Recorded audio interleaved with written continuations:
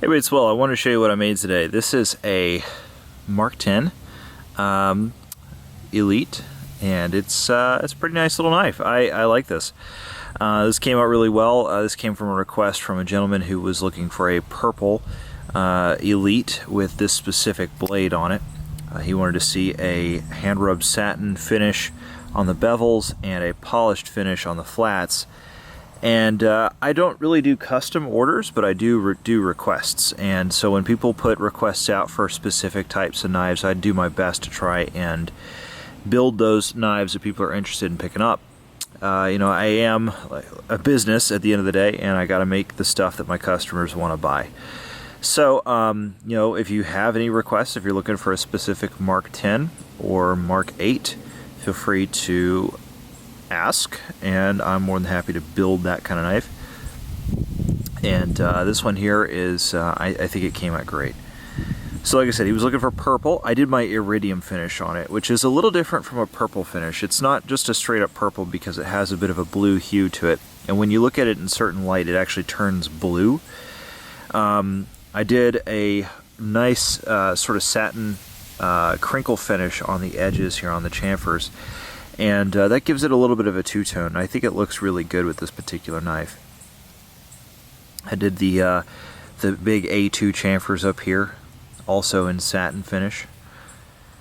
And kind of matching up with this, I have titanium screws on this that have been anodized to the same iridium finish on there. You can see there's one of Stephen Kelly's pivots that I'm using, and I've got violet titanium in the sort of recessed areas. And these actually have some little dots on these three raised areas here. Let me see if I can give you a macro of that, and that way you can really get a good look at it. And then of course this blade, this just came out wonderful. You can see there's my signature right there. By the way, that is done by hand. I don't do that with, well, I do it with a pantograph, but I don't do it with any kind of stencil. I sign my name to this. And every one of them is just a little bit different. I think it gives it a little bit of personality. You know, every single knife that I make is unique. I don't do the same thing over and over again. You know, I'm not going to sit and crank out, you know, a dozen of the exact same knife.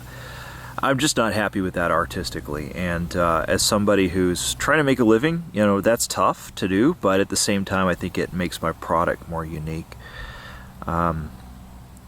That blade just came out great, though. You can see nice hand-rubbed satin finish. No J-hooks or anything like that. It took forever to do.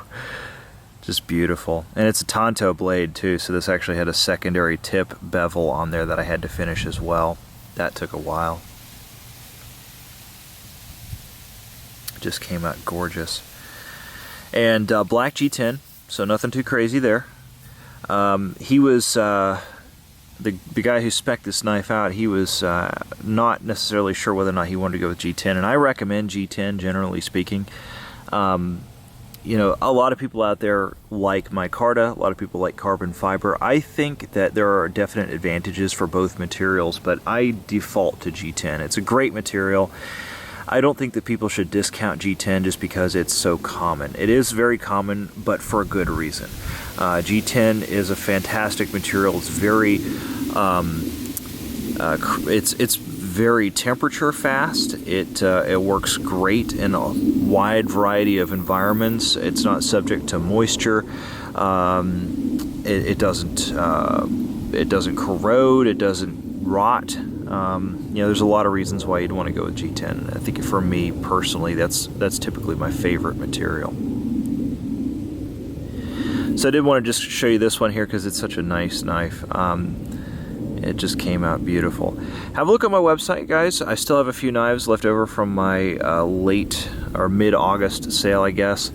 And they're at my website, www.willmooncustomknives.com. Just because this is an Elite, by the way, guys, doesn't mean that it's I mean, it's got a level of fit and finish that's above and beyond the standards and the premiums, but at the same time, you're getting essentially the same knife if you get a standard or a premium.